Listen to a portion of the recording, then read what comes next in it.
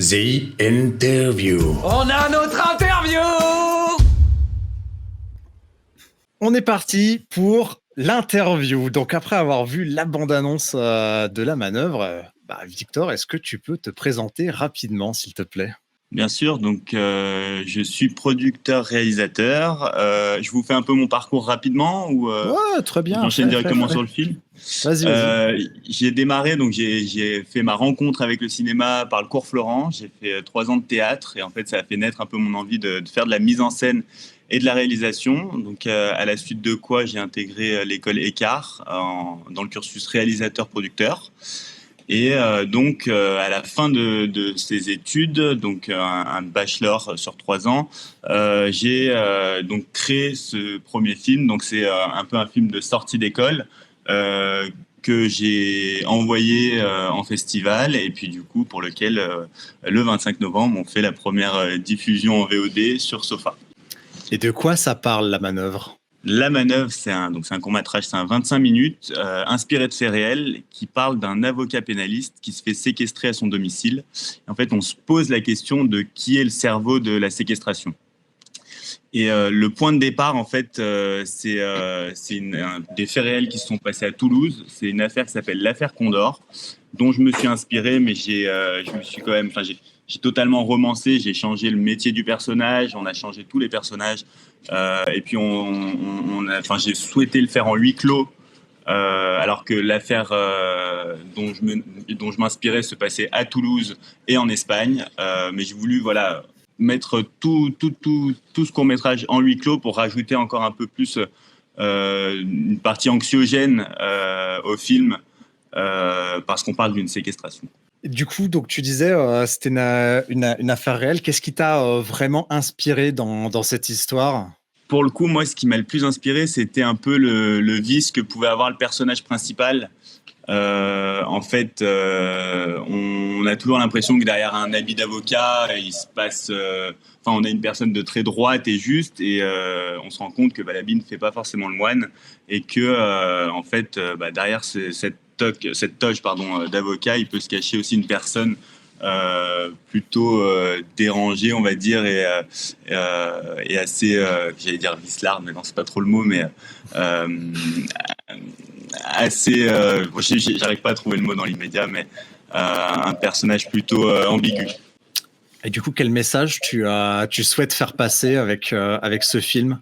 Alors, le message principal, c'est vraiment que l'habit ne fait pas le moine. J'ai vu le film, je l'ai beaucoup aimé. Je trouve qu'il y a vraiment un énorme travail qui a été réalisé au niveau du choix des acteurs, du jeu d'acteurs, de la réalisation et de l'écriture.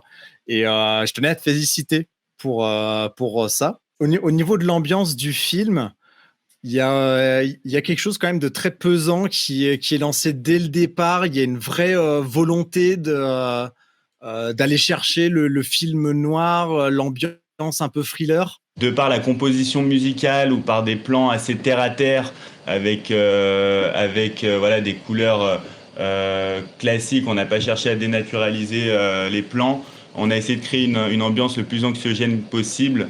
C'est vrai que j'aime beaucoup travailler moi sur mes films le son, parce que ça rajoute tout de suite une ambiance au film. Et donc on a fait travailler un compositeur sur le film qui a du coup travaillé à la seconde près tous les plans.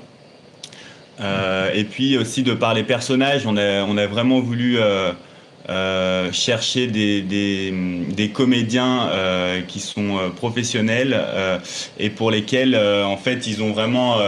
je trouve que chaque personnage colle exactement à l'humeur que je voulais donner moi à l'écriture.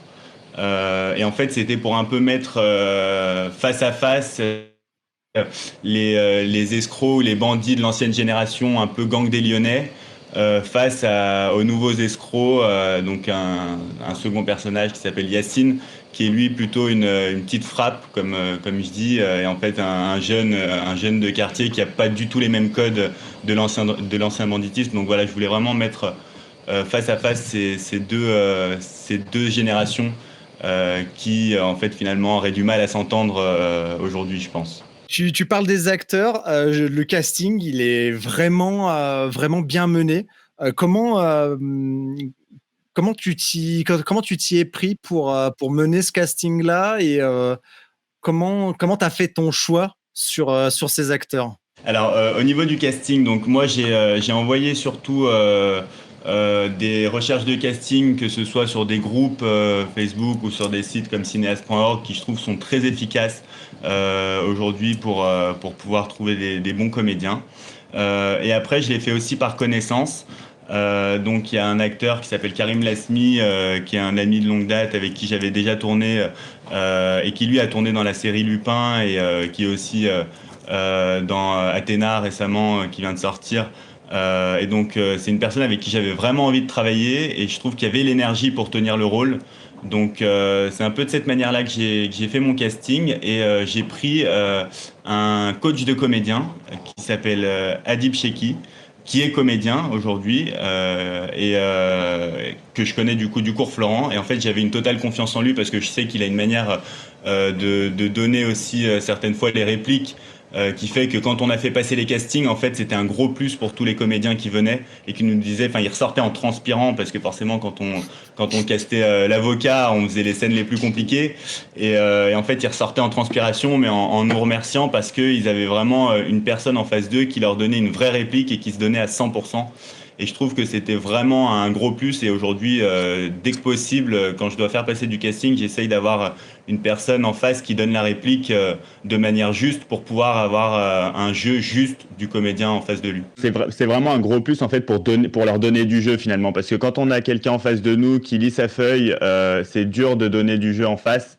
Et j'ai passé des castings quand j'étais au cours Florent, j'ai fait plein de castings et c'est vrai que je me suis rendu compte de ça, de quand on a quelqu'un qui nous donne du jeu, forcément ça nous fait donner du jeu aussi, on se surpasse et puis on est plus vrai. Et du coup, les choix des acteurs a été plutôt compliqué. Tu as vu beaucoup d'acteurs différents passer? Franchement, on a dû caster peut-être une quinzaine de personnes par rôle. Il y a des personnes avec qui c'était évident. Quand on les a rencontrés, et puis d'autres où on s'est beaucoup tracassé. Et donc, ouais, ça nous a pris quand même pas mal de temps, mais on savait en tout cas que dans les castings qu'on avait fait passer, on savait qu'on avait quand même plusieurs possibilités hyper intéressantes.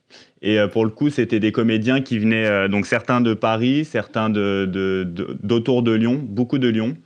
Et en fait qui ont fait le déplacement. Enfin, on se rend compte de l'envie des comédiens de tourner même pour des courts-métrages. En fait, ils font vraiment le déplacement pour venir et c'est vraiment super cool quoi. Quand c'est pour son projet, en tout cas, enfin, j'adore. Moi, je trouve ça vraiment intéressant. En tout cas, le choix des comédiens, ça change tout, hein, parce que le jeu et la présence qui dégagent tous sert vraiment le film. Ouais, je trouve aussi. Ce qui est intéressant en fait dans ce film, c'est qu'il n'y a pas vraiment de gentils. En fait, on a l'impression que tout le monde est méchant, tout le monde est pourri. Et chaque personnage a une vraie identité et des mimiques. Pourquoi tu voulais aussi bien construire leurs personnages pour qu'ils se distinguent les uns des autres? Quelle était la volonté derrière? En fait, je trouvais important de développer les personnages parce que derrière, ça nous permet justement, eux, une fois qu'ils lisent le scénario, d'avoir plein de choses à imaginer par rapport à ça. On avait par exemple un comédien, on lui donnait une direction plutôt à la Gérard Lanvin dans Le Gang des Lyonnais. Et en fait, tout ça, ça leur donnait vraiment un gros coup de main. Et on a construit ces personnages-là avec Rosalie Muller, qui est une scénariste et qui était script doctor sur le sujet. Et en fait, c'était aussi son envie de les développer au maximum et de se dire, voilà, cette personne-là, qu'est-ce qu'elle fait le matin quand elle se réveille, même si ça n'a rien à voir par rapport au film. Où est-ce qu'elle a ses habitudes de manger, est-ce que ce personnage-là dort avec sa femme le soir ou plutôt il découche, enfin plein de choses comme ça tellement bêtes mais qui font que ça nous aide à construire un personnage et à pouvoir l'approfondir encore plus. Et quel est ton personnage préféré dans le film? Alors, mon personnage préféré, c'est Christian Kretschmar, donc c'est l'un des deux personnages principaux. Enfin, en fait, pour le coup, les deux personnages principaux sont tellement différents que je les aime autant l'un que l'autre. Christian parce qu'on a l'impression que c'est la justesse et qu'il est droit et qu'en fait, non, finalement, c'est le plus fourbe de tous, mais parce qu'il a un peu le couteau sous la gorge, donc il se fait manipuler. Et donc, lui, pour s'en sortir, est obligé de manipuler des personnes à son tour. Et Yacine, qui lui, en fait, est la petite frappe, qui est vraiment différent de tous les autres personnages, parce qu'il est déjà plus jeune, et puis il n'a pas du tout le même parcours. Et Yacine, lui, pour le coup, il a un personnage où en fait, il se rend compte qu'on est en train de lui faire à l'envers, et en fait, il accepte pas ça. Et de sa vie, il acceptera jamais de se faire avoir, quoi. Qu'est-ce qui t'a donné envie de suivre cette voie, du coup? Parce que quand on voit ce film noir, alors du coup, un film d'école, est-ce que tu as réalisé d'autres films dans ce genre-là? Est-ce que tu dirais que c'est ta patte? Est-ce que c'est des films noirs qui t'ont donné envie de faire du cinéma? Je disais que en fait, j'ai été vachement inspiré, moi, par le travail d'Olivier Marchal ou le travail de Richard Berry. Olivier Marchal, notamment sur le film qu'il a fait Les Lyonnais, pour lequel je me suis hyper inspiré de ses personnages. Comme je disais, par exemple, Gérard Lanvin, que j'ai voulu donner en inspiration pour le personnage d'André qu'on a dans La Manœuvre. Et puis aussi dans L'Immortel, de par le rythme du film. Et puis vraiment toutes ces scènes d'action que j'adorais. Et en fait, pour un premier film d'école, j'avais pas forcément envie de faire quelque chose d'assez classique et d'assez simple. J'avais envie d'aller tout de suite dans le plus compliqué possible. Donc le film d'action dans lequel on a des effets spéciaux, dans lequel on a des bagnoles, dans lequel on a des maisons, on a des choses. En fait, j'ai voulu me compliquer la tâche sur ce film pour me rendre compte de mes capacités. Et en fait, on a réussi avec toute l'équipe à franchir toutes les barrières, à passer toutes les épreuves. Et c'était pas si facile que ça. C'était même très compliqué. Mais voilà, cet enjeu-là me donnait très envie. Et puis, c'est surtout vraiment le fait de partir d'une histoire inspirée de faits réels. J'avais fait un premier film qui s'appelle Thomas Martens, qui était également inspiré de faits réels.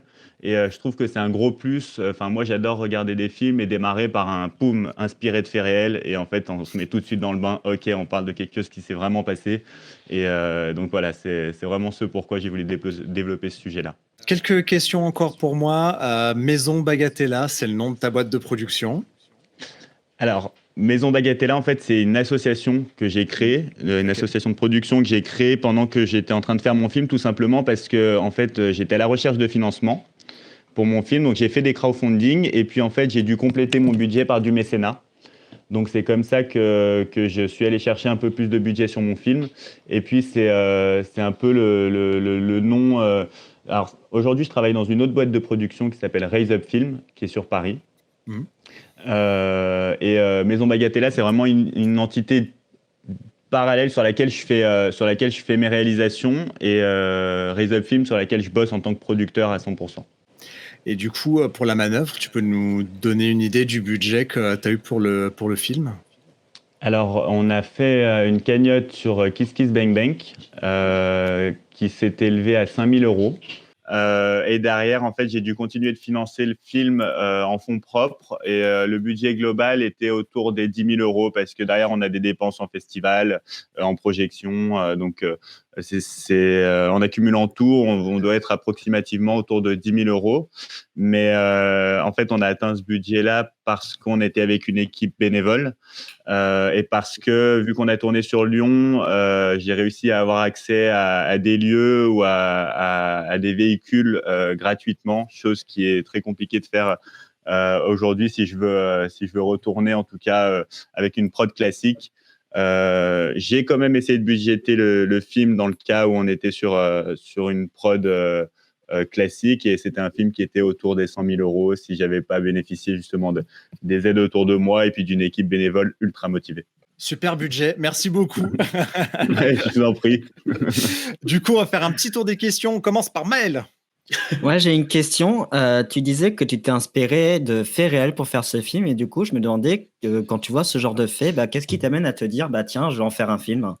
Eh ben, l'opération Condor, en fait, moi, je cherchais à faire un film où il y a beaucoup de psychologie dedans, où on se pose la question, où en fait, on prend un peu le spectateur à partie, et en fait, où on se pose des questions tout le long du film. Et si tu veux, l'Opération Condor, moi, quand je suis tombé dessus, j'ai lu énormément d'articles de journaux par rapport à ce fait réel. Et en fait, je me suis fait avoir à la fin, tout simplement parce que, enfin, en fait, non, c'est un peu compliqué de parler maintenant, du coup, ce serait un peu du spoil, en fait. Je viens de me rendre compte, mais en fait, il y a plein de controverses qui font que ça m'a hyper donné envie de travailler ce sujet-là, parce que c'était un sujet assez fort en globalité. J'espère que j'ai répondu à ta question. J'ai failli du coup spoiler le film, malheureusement. Oui, c'est bon. Oui, moi j'avais juste une question. Du coup, ton film il sera diffusé du coup vendredi sur Sofa.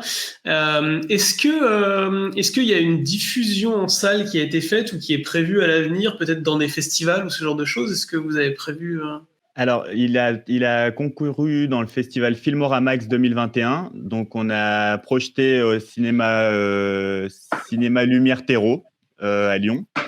Et il a aussi concouru dans un festival qui s'appelle les Festivals des Mauvais Gaunes. Et pour le coup, on a eu une projection dans l'UGC Confluence, donc dans un cinéma UGC. Donc, j'étais hyper content de pouvoir projeter dans une grande salle comme celle-ci. Et justement, vu qu'on a fait du son en 5 points, tout ça, on se rend vraiment compte de l'ampleur du film quand on est dans une belle salle comme celle-ci. Et j'ai fait aussi une projection pour mes proches et pour les personnes qui ont participé à la cagnotte et toutes les personnes qui m'entourent, qui s'est fait au Comédia à Lyon également. Et aujourd'hui, donc il a fini de concourir en festival et puis maintenant on passe à la diffusion VOD chez vous. Bon, Victor a déjà presque répondu, mais c'est vrai que j'ai vu que la bande-annonce, mais je me demandais un petit peu quelles influences tu avais au niveau cinématographique. Alors peut-être pas pour ce film, mais quand j'ai juste vu 2-3 images, je me suis demandé si tu t'as été inspiré de films ou tu avais regardé des films pour certaines séquences. Enfin, t'en as déjà un petit peu parlé, mais c'est quoi un peu tes influences en général? Bah vraiment ouais, c'est le cinéma d'Olivier Marchal pour le coup qui m'inspire énormément, en tout cas pour ce film-là qui m'a énormément inspiré. Après je suis vachement intéressé par tous les thrillers, tous les films un peu psychologiques à la Jordan Peele, tous ces genres de films-là qui me passionnent énormément et pour lesquels j'aimerais aussi commencer à développer des sujets justement à la Get Out ou à la Us. Donc c'est vraiment ces films-là moi aujourd'hui qui me font vibrer. Et pour lesquels j'ai envie de faire des films en fait, en m'inspirant de ces réalisateurs-là et de ces sujets-là. Et Victor, du coup, pourquoi il faut aller voir ce film du coup vendredi quand il sort? Pourquoi il faut aller le voir? Parce que c'est un film où on s'ennuie pas, c'est un film où il faut pas cligner des yeux, faut suivre tout, faut être attentif. C'est un film pas joyeux, non, pas forcément, mais en tout cas d'action, avec plein de controverses. Donc voilà pourquoi il faut aller voir La Manœuvre le 25 sur Sofa.